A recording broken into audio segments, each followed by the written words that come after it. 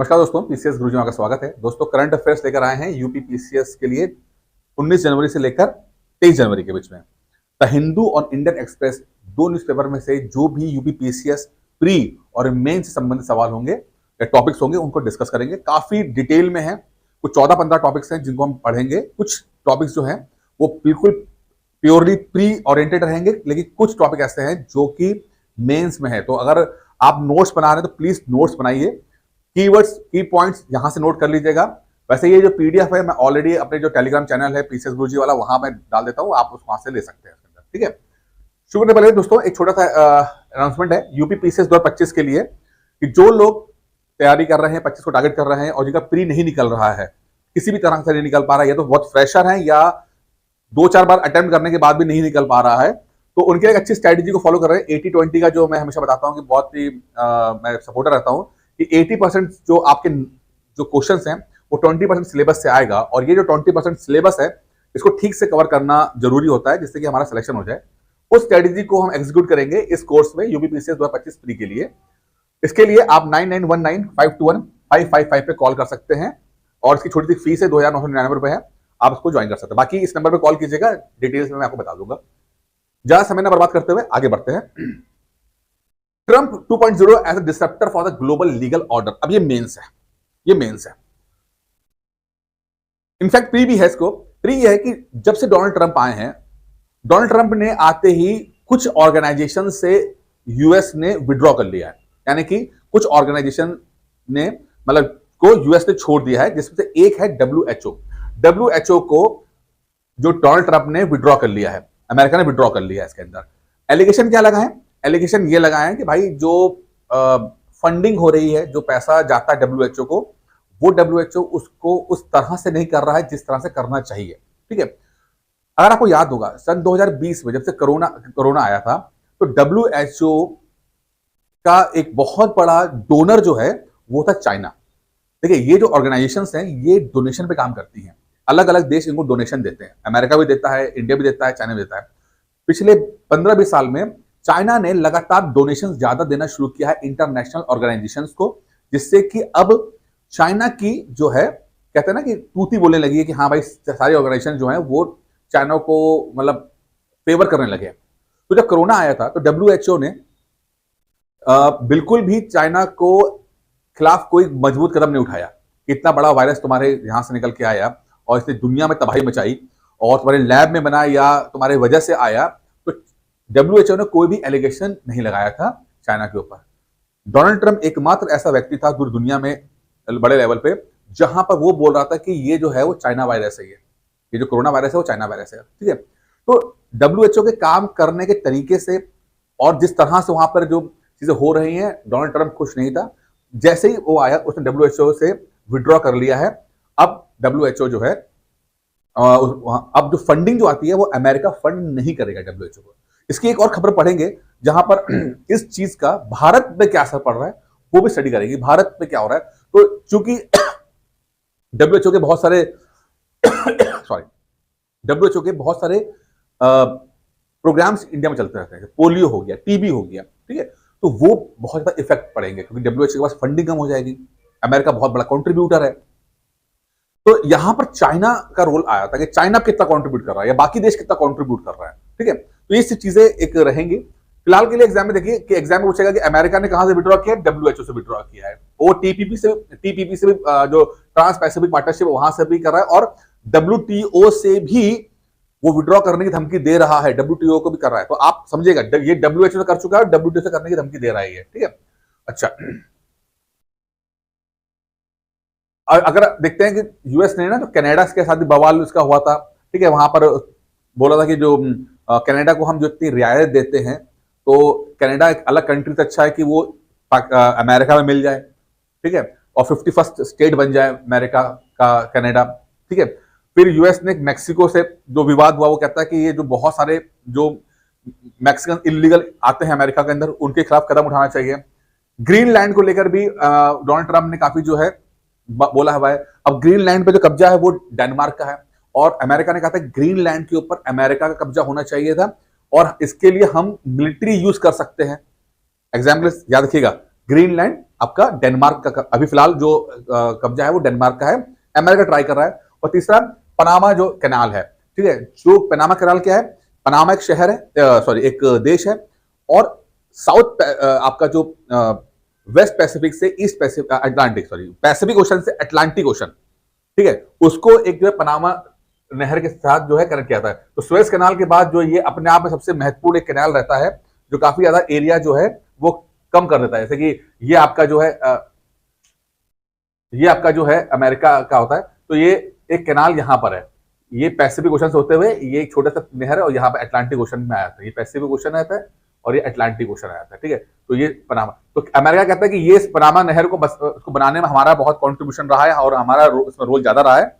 और धीरे धीरे क्या हो रहा है, पनामा देश में अंदर जो सरकार है वो मजबूत सरकार आ रही है और वो ज्यादा कंट्रोल चाहती है इस पनामा नहर के ऊपर। अमेरिका को पसंद नहीं आ रहा और अमेरिका चाहता है कि इस नहर के ऊपर उसका कब्जा होना चाहिए। तो ये कुछ घटनाएं हैं जो भविष्य में क्या रूल रहेगी उसको हम देखेंगे। बाकी हम आगे बढ़ते हैं। एक बहुत इंपॉर्टेंट प्री ओरिएंटेड खबर है कि एक नया बोर्ड बना है हल्दी को लेकर। ये हल्दी है, टर्मरिक, इसको लेकर एक नया बोर्ड बना है जिसका नाम है नेशनल टर्मरिक बोर्ड, एनटीबी। बहुत इंपॉर्टेंट है ये नेशनल टर्मरिक बोर्ड। पिछले 20-25 साल से ये चल रहा था कि एक नया बोर्ड होना चाहिए, नेशनल टर्मरिक बोर्ड, जो कि तेलंगाना में बना हुआ है, जो आपका है निजामाबाद तेलंगाना के अंदर है, ठीक है। तो ये दिल्ली में नहीं है, ध्यान रखिएगा। नेशनल टर्मरिक बोर्ड नीड्स, ठीक है, तो ये निजामाबाद में है, ठीक है, और दिल्ली में नहीं, क्योंकि कई बार ना हम लोग सोचते हैं कि कोई भी बोर्ड बनाए तो वो दिल्ली या मुंबई में होगा, लेकिन नहीं, ये निजामाबाद तेलंगाना के अंदर है। और इंडिया के अंदर, इंडिया जो दुनिया का 70% जो है वो हल्दी को कंट्रोल करता है। सबसे ज्यादा जो प्रोडक्शन होता है वो 70% प्रोडक्शन इंडिया करता है, और उस समय नंबर 1 जो देश स्टेट है वो है तेलंगाना, ठीक है।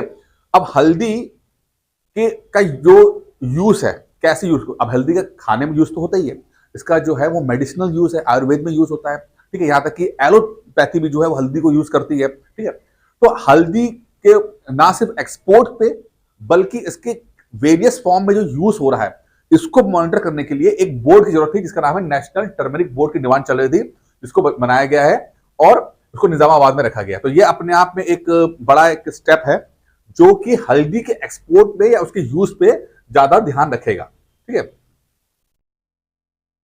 India and France for the coordination surveillance in the Indian Ocean region. अब इंडियन ओशन रीजन देखिए ये है, जहां जहां पूरा इंडियन ओशन है वहां पर आप देखिएगा कि ये पूरा जो क्षेत्र है, ठीक है, इंडिया चाहता है कि इंडिया जो है वो फ्रांस के साथ मिलकर इस क्षेत्र पे, यानी यहां पर इंडियन ओशन है, इस क्षेत्र के ऊपर वो सर्विलांस करना चाहता है कि भाई अगर कोई भी ऐसा मैटर हो रहा है जहां पर पायरेसी आ रही है, ठीक है। हमने क्या देखा था कि जो वाला रीजन था, ये सऊदी पेनिसुला है, यहाँ पर यमन है, और यमन में हूतीज जो होते हैं वो एक ईरान की प्रॉक्सी ग्रुप है। उन्होंने इस क्षेत्र को कवर करने की कंट्रोल करने की कोशिश की थी, और यहाँ पर जो भी शिप जा रहे थे दुनिया के, क्योंकि यहाँ पर आपका सुएज कनाल है, तो ये रेड सी है, तो यहां से जो जाते थे शिप, तो उन पे कंट्रोल करने के लिए ये हूती जो है अटैक करते थे, उनको लूट लेते थे, ठीक है। तो इस क्षेत्र में इंडिया जो है अपना सर्विलांस बढ़ा लिया। इंडिया की जो नेवी है उसके 12 से ज्यादा शिप जो है यहाँ खड़े हैं, और कोई भी शिप, ऐसा शिप जो कि इंडिया का हो या किसी दुनिया के किसी भी कंट्री का हो, अगर उसको दिक्कत है तो इंडियन आर्मी वहां सपोर्ट कर रही थी। तो इंडियन आर्मी पूरा, सॉरी इंडियन नेवी जो सपोर्ट कर रही थी, और इंडियन नेवी इस क्षेत्र को डोमिनेट करना चाहती है।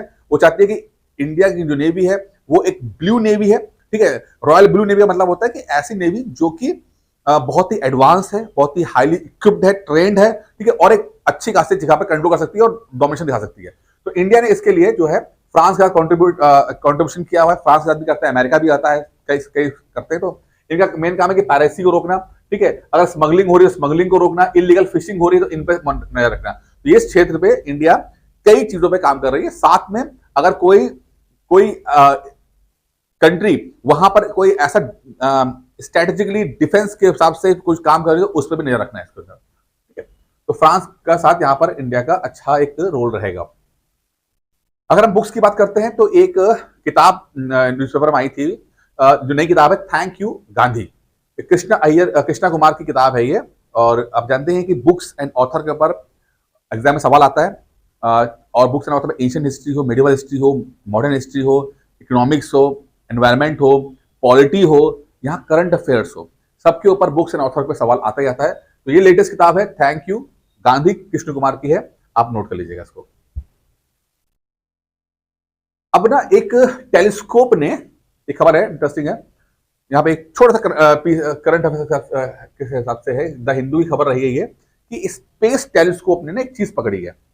जो टेलीस्कोप है उसने एक स्पेस में एक अजीब सी घटना पकड़ी है, एक ब्लैक होल को पकड़ा है। ब्लैक होल का नाम क्या है? ये ब्लैक होल है, उसका नाम क्या है? LID 568।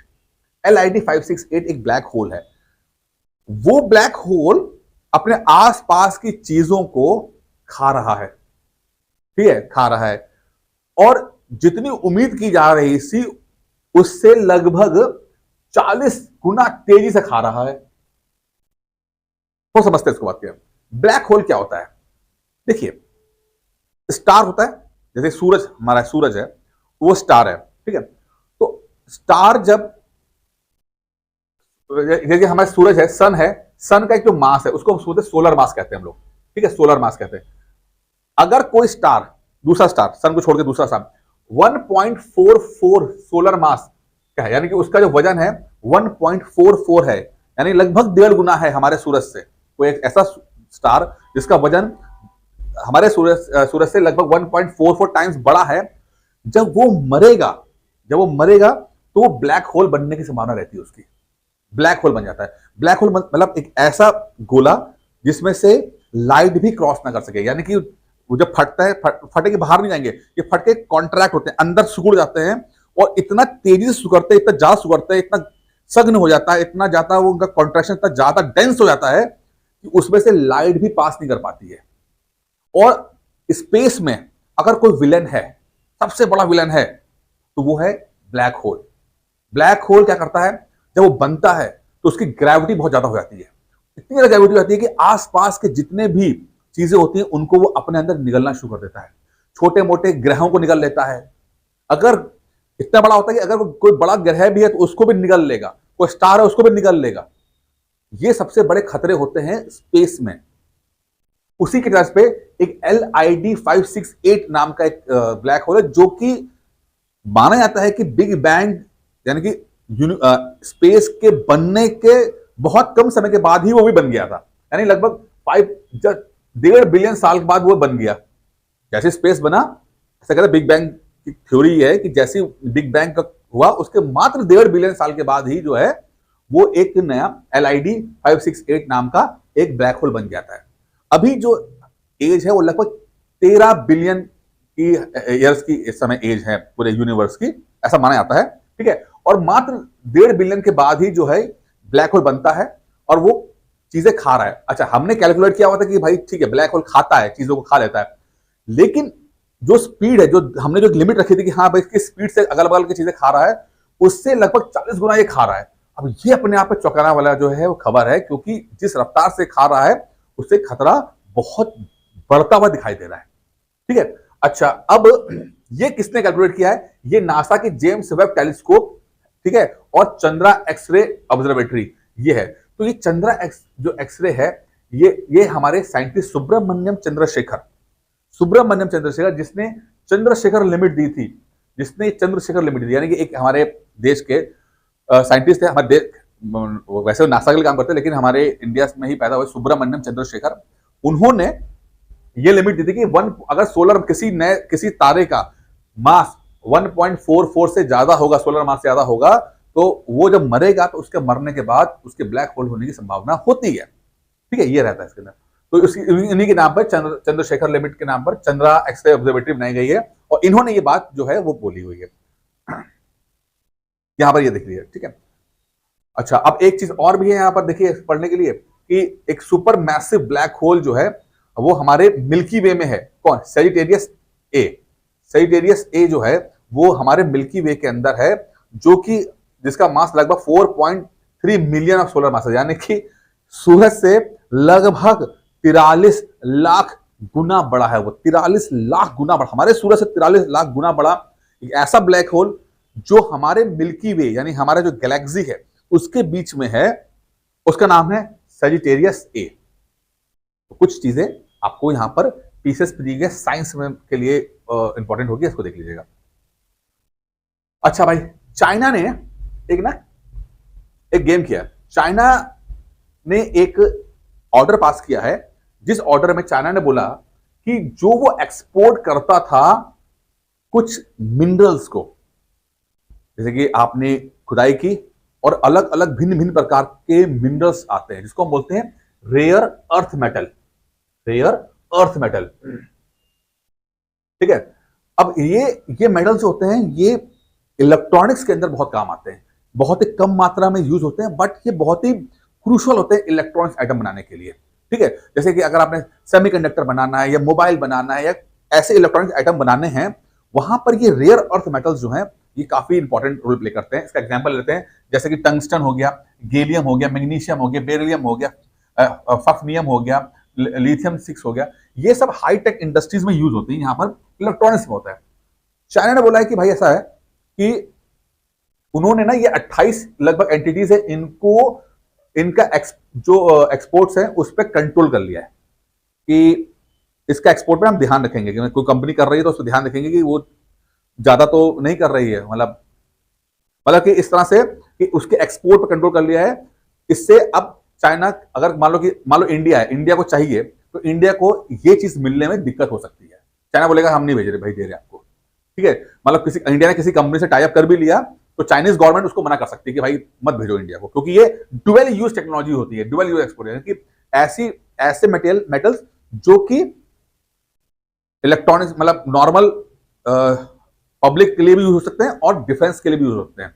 अब सेमीकंडक्टर है, वो नॉर्मल जगह भी यूज हो सकता है और मिसाइल में यूज हो सकता है, तो ऐसे जगह पे कंट्रोल करते हैं। इससे अब चीजों इंडिया को मिलना थोड़ा सा दिक्कत हो रही है, तो अब इंडिया जो है इसके ऊपर अपने जो महत्वपूर्ण खनिज नीति है उस पर काम करना है, क्योंकि इंडिया के अंदर जो मिनरल्स मिल रहे हैं, इंडिया के अंदर जो हैं उसको एक्सप्लोर करना, उसमें उसको निकालना, अभी इंडिया की जो पॉलिसीज है वो उतनी एफिशिएंट है नहीं।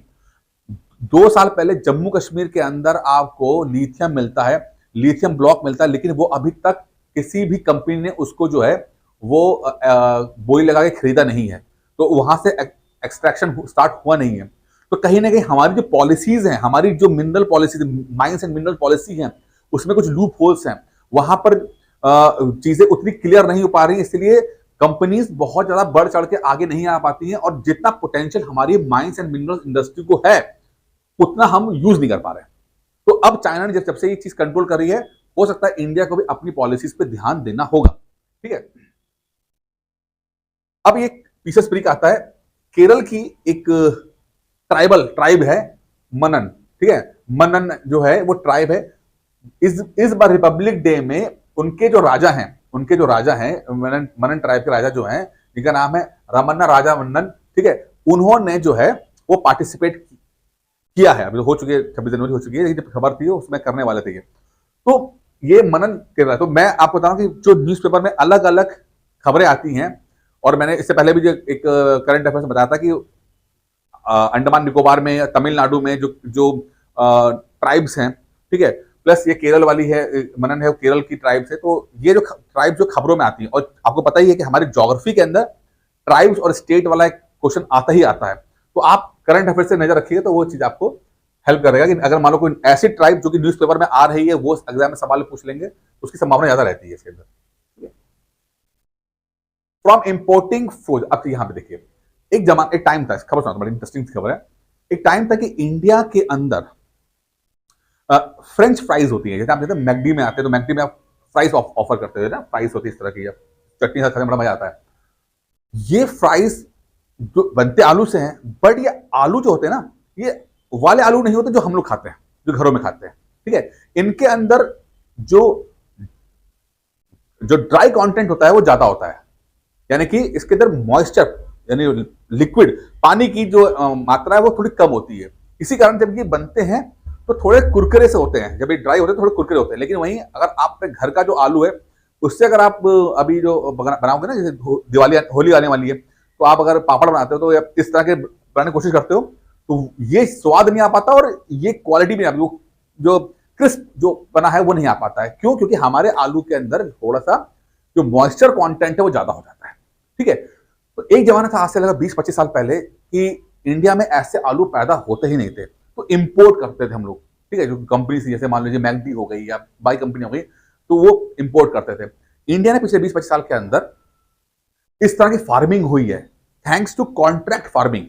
कॉन्ट्रैक्ट फार्मिंग मतलब है कि कंपनीज जो फार्मर्स के साथ कॉन्ट्रैक्ट करते हैं और बोलते हैं कि ठीक है, हम हमारा जो आलू तुम उगाओ, ये आलू के तुम्हें किस्म होगी तुम उगाओ, हम तुमसे खरीद लेंगे तुमसे। ठीक है, तो इस कॉन्ट्रैक्ट फार्मिंग की वजह से जो एक टाइम का इंपोर्ट करने वाला आइटम हम अब दुनिया भर में एक्सपोर्ट कर रहे हैं। अब ये एग्रीकल्चर संबंधित है, ये बड़ा अच्छा सा पॉइंट है कि कॉन्ट्रैक्ट फार्मिंग की वजह से ये चीज हम देख पाए और ये बहुत अच्छा रहा है। ठीक है, अब बात करते हैं कि किस तरह के आलू है। अगर हम फ्रेंच फ्राइज की बात करते हैं तो वैरायटी है सनातना, इनोवेटर, केनबेक, कुफरी, फ्राई सोना, कुफरी, फ्राई ओम। ठीक है, ये वो आलू की किस्म है जिससे कि फ्रेंच फ्राइज बनती है। वहीं पर चिप्स बनने वाली कौन सी है? लेडी रोसेटा और कुफरी चिप्स सोना, ये इनसे जो है वो चिप्स बनते हैं। तो thanks to contract farming India जो एक टाइम का इंपोर्टर था इस तरह के आलूओं का, अब वो एक्सपोर्टर बन गया है। ठीक है, जो फार्म बिल आया था, जो मोदी गवर्नमेंट ने बनाया था, उसमें कॉन्ट्रैक्ट फार्मिंग को लेकर भी बहुत सारी बातें की गई थी। ठीक है, वो अब अलग बात है कि फार्म बिल अब रिपील हो चुका है, लेकिन कॉन्ट्रैक्ट फार्मिंग को बढ़ावा देने के पॉइंट ऑफ व्यू से किया था। अब बाकी मैं अभी तो मैंने आपको मोटा मोटा बता दिया है, लेकिन इस पर और हम डिटेल में बाद में डिस्कस कर लेंगे इसके अंदर। अच्छा, अब ना एक एनवायरमेंट का सवाल है, यूपी का सवाल है कि नेशनल ग्रीन ट्रिब्यूनल ने एक ऑर्डर दिया है यूपी गवर्नमेंट को कि भाई 4 हफ्ते के अंदर जो ये धनौरी है, वेटलैंड का मतलब होता है कि एक तरह का तालाब, एक पानी वाला इलाका है, देखते हैं यहाँ पे ऐसा जहां पर लैंड भी है, पानी भी है, तालाब टाइप का है। ठीक है, और वहां पर जो बर्ड हैं वो आते हैं, माइग्रेटरी बर्ड्स भी आते हैं, लोकल बर्ड्स भी रहते हैं वहां पर, अपना उनका प्रजनन होता है वहां पर, सब कुछ होता है, बच्चे देते हैं। ठीक है, तो इन वेटलैंड्स के लिए धनौरी जो इलाका है वो नोएडा के गौतम बुद्ध नगर में है। ठीक है, तो इसको बोला कि इसको नोटिफाई कर दो उसको। अभी तक नोटिफाई नहीं हुआ है, तो धनौरी वाटर बॉडी नियर जेवर एयरपोर्ट एज अ वेटलैंड, तो अभी उसका नोटिफिकेशन नहीं जारी किया है। तो एनजीटी ने बोला है कि गवर्नमेंट से कि इसको नोटिफाई करो, इसको नोटिफिकेशन दो इसको, और इसको धनौरी को आप एक वेटलैंड घोषित करो। ठीक है, जगह कौन सी है? आपका गौतम बुद्ध नगर डिस्ट्रिक्ट के आसपास है। तो ये बहुत अच्छा सा पीसेस पी का क्वेश्चन आपको बन जाएगा। अच्छा भाई, US sanctions import on Russia oil trade showing India refineries seeks more oil from Middle East. बड़ा अच्छी सुनाता हूं आपको इसके अंदर। ठीक है, ज्यादा कुछ नहीं। 2 साल पहले रशिया और यूक्रेन वॉर के बाद अमेरिका ने रशिया के ऊपर बैन लगा दिया कि भाई तुम तेल अपना गैस नहीं दे सकते। ठीक है, तो रशिया ने इस बात को काउंटर करने के लिए अपना तेल सस्ता कर दिया। इंडिया को लगा मौका, इंडिया ने कहा कि बढ़िया यार, तुम ये तेल सस्ता दे रहे हो, हम तुमसे तेल ले लेंगे। इंडिया ने बहुत ज्यादा तादाद में तेल लिया। तेल लेने के बाद रशिया से तेल लिया, उसको अपनी रिफाइनरीज में रिफाइन किया और दुनिया में बेचा।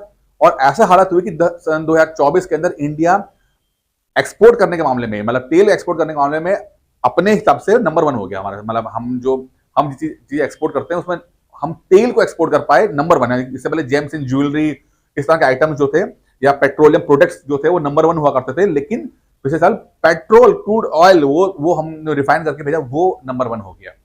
रशिया पे सैंक्शन लगने होने के बावजूद भी डोनाल्ड ट्रंप आने के बाद डोनाल्ड ट्रंप ने बोला कि भाई तुमने सस्ता तेल बहुत ले लिया, अब हम तुम पे सैंक्शन लगाएंगे, तुम तेल मत खरीदो। ठीक है, तो अब इंडिया के पास 2 रास्ते हैं। पहला रास्ता, इंडिया ने बोला कि यार अब तो नया ऑप्शन देखना पड़ेगा।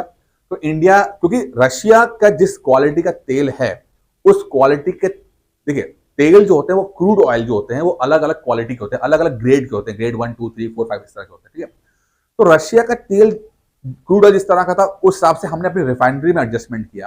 ठीक है, क्योंकि जरूरी नहीं कि रशिया का तेल जो होगा वो ईरान के तेल की तरह ही होगा, या ईरान का तेल सऊदी अरब के तेल की तरह होगा, सब में डिफरेंस होता है। तो हमें अपनी रिफाइनरीज में ऐसा एडजस्टमेंट करना पड़ता है। ठीक है, तो हुआ क्या कि अब देखा कि रशिया तेल बहुत सारा लिया, तो जब अमेरिका ने सैंक्शन बढ़ा दिया तो इंडिया को अब तेल चाहिए था, वैसा तेल चाहिए था जो कि रशिया के तेल की तरह हो। तो इराक से इंडिया ने तेल लिया है। इराक का तेल जो है रशिया के तेल की तरह है, इसलिए हमें अपनी रिफाइनरी से बहुत ज्यादा एडजस्टमेंट करना नहीं पड़ेगा, तो हम आराम से तेल वाला यूज कर पा रहे हैं। एक चीज तो, और इस कारण से हमने काफी तेल जो है अब इराक से लेना भी शुरू कर दिया है।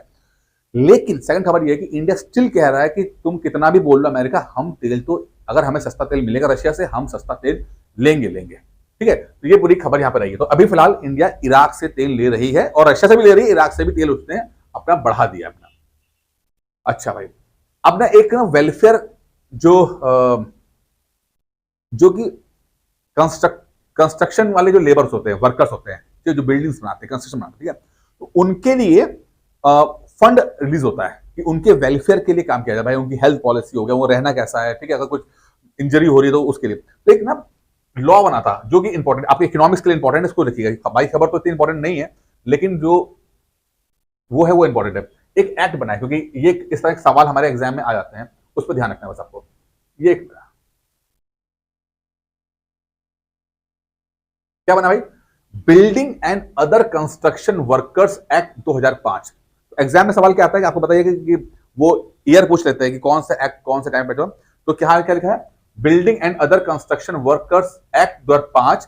ठीक है, अब यहां पर क्या हुआ कि इस एक्ट के तहत जो है वो एम्प्लॉयर्स के ऊपर सेस लगना था। अब यहां पे दूसरा कौन सा कि सेस, ठीक है, सेस का मतलब क्या होता है? सेस का हिंदी मतलब अभिभार, ठीक है, जो कि टैक्स नहीं होता। टैक्स अलग होता है, सेस अलग होता है। टैक्स का मतलब क्या होता है कि सरकार ने बोला कि भैया इनकम टैक्स लगेगा, 10% टैक्स लगेगा, यानी कि तुमने अगर इतना इनकम का है तो 10% टैक्स देना पड़ेगा। वो पैसा इकट्ठा हो गया, अब सरकार उसको अपने हिसाब से यूज कर रही है, अलग अलग जगह यूज कर रही है।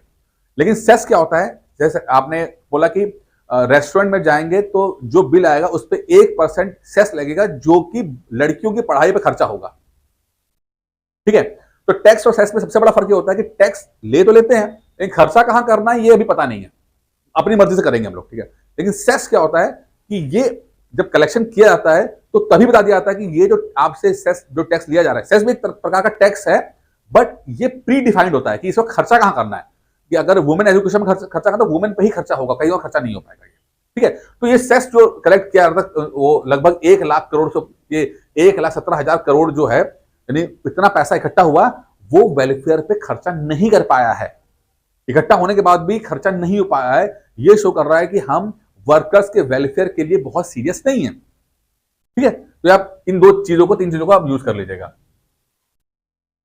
अब डिफेंस के ऊपर बहुत इंटरेस्टिंग से आया कि जो भारतीय नेवी है वो अपने सबमरीन यानी पनडुब्बी पे काम कर रही है, वो तो उसका एक बहुत बड़ा ठेका देना था, 6 लगभग मल्टी बिलियन डॉलर की डील थी, जिसमें 6 एडवांस कन्वेंशनल सबमरीन बनाना था।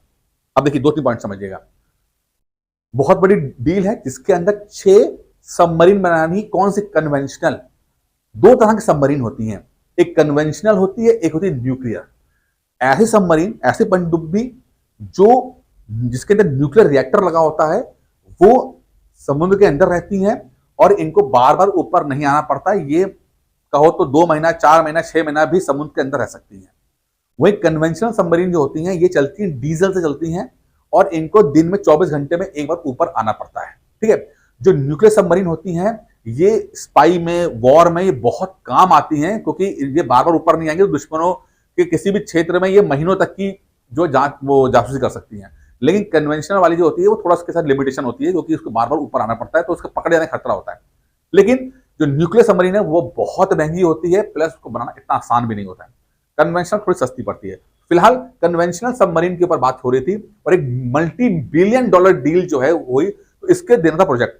तो इसमें ना दो देश आगे थे, एक देश था स्पेन, ठीक है, और दूसरा था आपका जर्मनी। तो अभी आप देखा होगा अभी स्पेन के प्रधानमंत्री भी आए थे, जब यहाँ बोइंग का हमारा जो था उसका बोइंग का जो प्लांट है वो उसका इनॉग्रेशन करना था, तो स्पेन के आए थे। तो उनका आने का मकसद यहाँ पे सिर्फ बोइंग का था, साथ साथ इस डील के ऊपर भी अपना थोड़ा सा दबाव डालना था, कि चाहते थे कि ये डील जो है वो स्पेन की कंपनी को मिल जाए। लेकिन यहां पर जो डील मिली है वो जर्मनी की कंपनी को मिली। जर्मनी का TKMS कंपनी है, ठीक है, जर्मनी TKMS।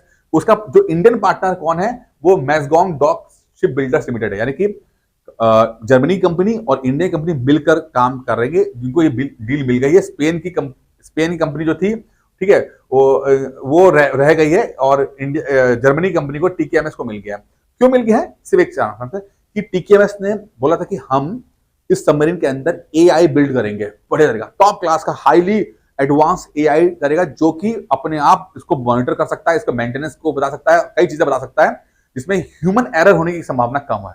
तो टॉप क्लास के एआई को यूज करने की वजह से जर्मनी की टीकेएमएस को जो है ये ऑर्डर मिल जाता है और इस प्रोजेक्ट को बोलते हैं प्रोजेक्ट 75i। ठीक है,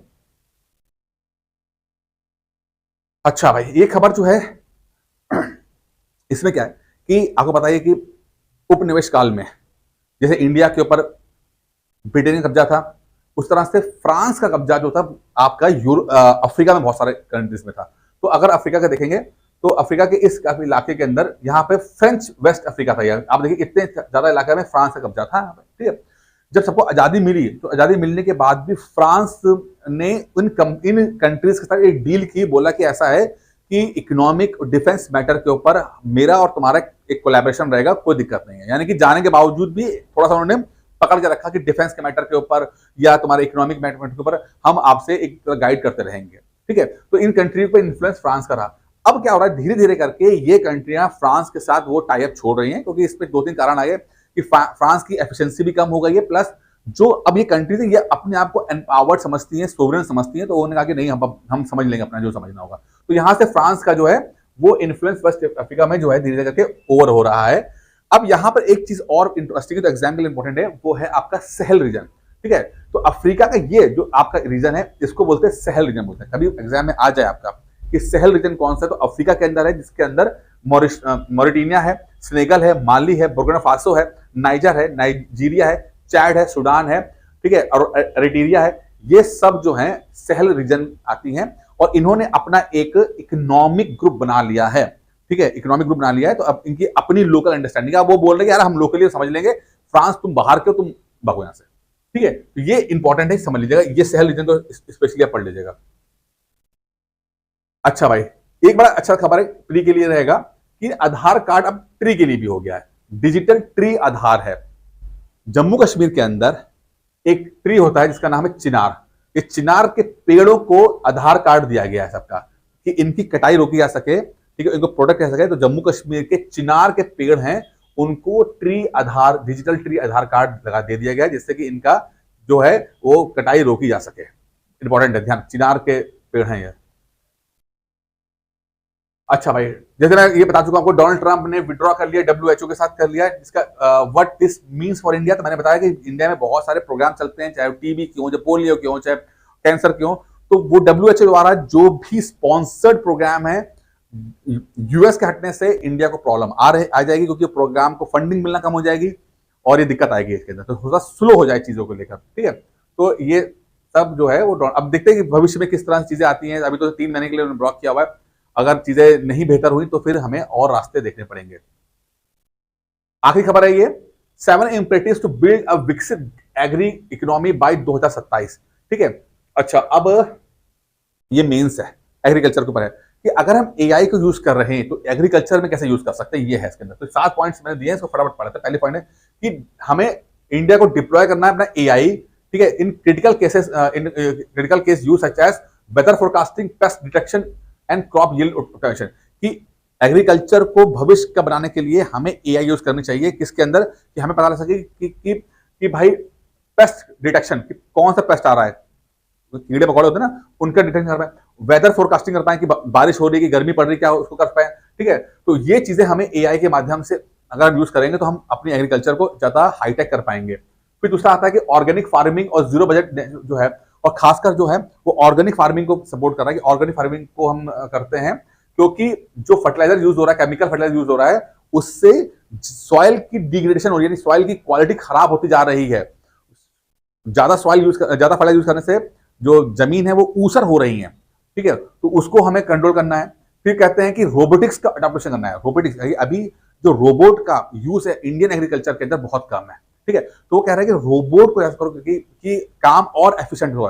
प्रॉब्लम ये है कि रोबोट टेक्नोलॉजी थोड़ी महंगी पड़ रही है, तो आम किसान के लिए अभी वो यूज फुल नहीं हो पा रही है, तो उसको और आसान और सस्ता करें जिससे कि रोबोटिक्स को हम यूज कर पाए। ठीक है, फिर बोलते हैं कि इंडिया का जो ऑल्टरनेटिव प्रोटीन मार्केट है, अभी वो शुरुआत है। प्रोटीन मार्केट जैसे हम जिम में जाते हैं तो जिम में जो प्रोटीन पाउडर मिलता है, अभी हम प्रोटीन क्या करते हैं, वो हम सोयाबीन से ले लेते हैं, हम दालों को प्रोटीन लेते हैं, लेकिन जो लैब में बनता है, ठीक है, जो प्रोसेस्ड रूप में है, ठीक है। वो मार्केट इंडिया अभी बहुत शुरुआत में, कुछ कुछ लोग लेते हैं, लेकिन वो बहुत कम मात्रा में। तो उस चीज को हमें और बढ़ावा देने के लिए है, तो इसमें और इन्वेस्टमेंट करें, जिससे कि हमारे, क्योंकि ये प्रोसेस्ड फूड की मार्केट है।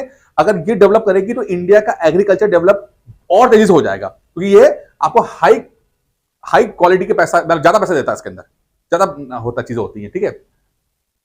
फिर यहाँ पर जो है कह रहा है कि यहाँ पे जो नई क्रॉप टेक्नोलॉजीज उसको यूज करने की बात कर रहे हैं यहाँ पे ये लोग। फिर ब्लॉकचेन की बात कर रहे हैं। ब्लॉकचेन जो इंडिया का जो प्रोजेक्ट है, जिसमें कि हम ये देख सकें कि देखिए, ब्लॉकचेन टेक्नोलॉजी होती है, आपने क्रिप्टो करेंसी में नाम सुना होगा, ठीक है। ब्लॉकचेन के अंदर क्या होता है कि वहां पर करप्शन रुका जा सकता है। अगर कोई ट्रांजेक्शन हुआ है, उसकी उसकी इंफॉर्मेशन ब्लॉक में आ जाती है, उस ब्लॉक में आ जाती है। अब एक बार जब ब्लॉक में अगर आ जाती है तो उसको हटाना इम्पॉसिबल हो जाता है, ठीक है। तो करप्शन को कंट्रोल करने के लिए ब्लॉकचेन टेक्नोलॉजी बहुत अच्छी बात है। तो बैंकिंग सेक्टर तो काम कर रहा है। अब इसको यूज कहां करना है? इसको हमने कहा कि हम ना इसको यूज करेंगे जहां पर हम फूड देते हैं, या जो अनाज हम दे रहे हैं, तो वहां पर कि वहां पर हम करप्शन को कंट्रोल कर पाए। तो ब्लॉकचेन टेक्नोलॉजी को हम इसको यूज करना है। इंडिया ने इस पे पायलट प्रोजेक्ट स्टार्ट कर दिया था, लेकिन अभी बस शुरुआती दौर पे है। लेकिन अगर ये इफेक्टिवली इंप्लीमेंट हो जाता है तो भारत का जो फूड को लेकर मार्केट है, जो फूड ट्रांजेक्शन है, यानी कि आपका जो है पीडीएस सिस्टम होता है, पीडीएस यानी कि आपका पब्लिक डिस्ट्रीब्यूशन सिस्टम जो होता है, जहां पर हम लोगों को अनाज देते हैं, ठीक है। उस पर ट्रांसपेरेंसी आ पाएगी, और उस पर एफिशिएंसी आ पाएगी, और उस पर जो लीकेज हो रहा है वो रोक पाएंगे इसके अंदर, ठीक है। फिर आखिरी में है क्लाइमेट स्मार्ट फार्मिंग टेक्निक, जो हम क्लाइमेट के हिसाब से जो स्मार्ट फार्मिंग हो गया, जिसमें हम पीएम कुसुम की बात कर लेते हैं, जिसमें वो रिन्यूएबल एनर्जी की बात कर रहा है, वो इरिगेशन, तो उन सबको हम बढ़ावा देने की बात करते हैं। तो ये सब चीजें 6.7 पॉइंट है जो आप एग्रीकल्चर के हिसाब से करोगे। ये आपका मेंस का पॉइंट भी रहेगा, जीएस3 का पॉइंट भी रहेगा, और आपका एसए का भी रहेगा। यहाँ पे इसको लिखिएगा, बहुत बहुत अच्छा पॉइंट है, इसलिए मैंने डिटेल में दिया है, दो स्लाइड्स में दिया है। आप एग्रीकल्चर में सवाल आता ही आता है, तो आपको 7 पॉइंट्स मिल जाएंगे अक्षिता अग्रवाल का ये बताइए। बाइक खत्म करने से पहले फिर से मैं आपको बताता हूँ कि जो लोग यूपीपीएससी 2025 की तैयारी कर रहे हैं और करना चाहते हैं, तो वो मुझे इस नंबर पर कॉल करके कोर्स की 9919521555 कोर्स की जानकारी ले सकते हैं और तैयारी स्टार्ट कर सकते हैं। बाकी इस वीडियो में इतना ही था।